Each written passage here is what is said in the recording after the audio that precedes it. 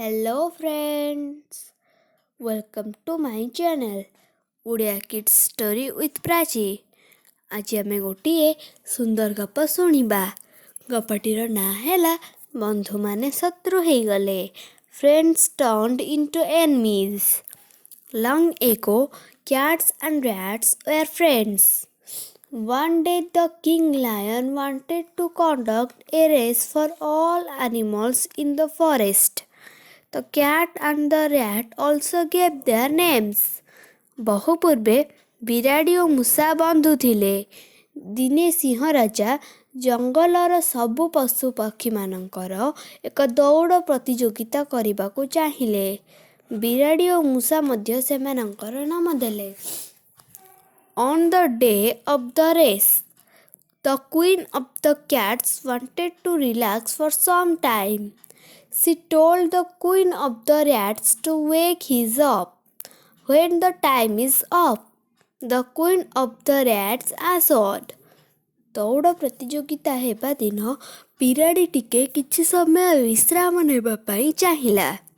ସେ ମୂଷାରାଣୀକୁ କହିଲା, ଯେତେବେଳେ ସମୟ ଆରମ୍ଭ ହେବ ତାକୁ ସେ ଉଠାଇ ଦେବ।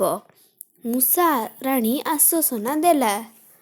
When the whistle was blown to mark beginning of the race, the queen of the rats silently ran into the race without telling the queen of the cats.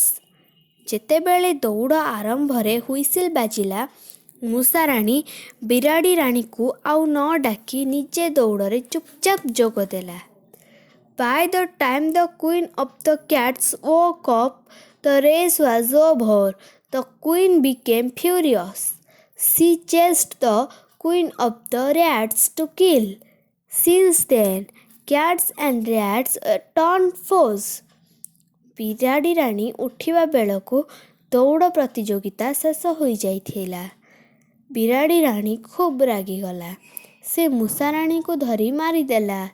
ସେହିଦିନଠାରୁ ବିରାଡ଼ି ଓ ମୂଷା ଶତ୍ରୁ ପାଲଟିଗଲେ।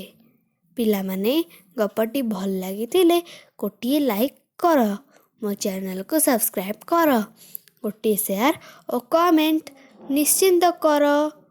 Thank you.